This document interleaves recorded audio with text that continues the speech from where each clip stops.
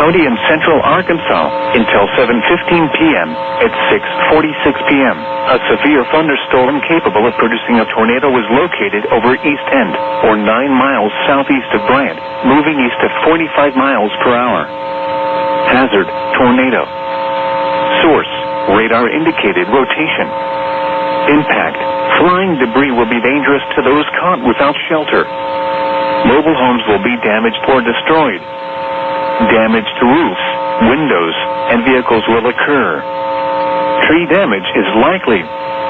Locations impacted include England, Wrightsville, Kiel, East End, Estes, Toltec Mound State Park, Scott, Ironton, Sweet Home, Beavis Corner, Hensley, Sardis, Bredlow Corner, Toltec, Woodson, Parker's Iron Springs, Terry Lock and Dam, Higgins, Willow Beach.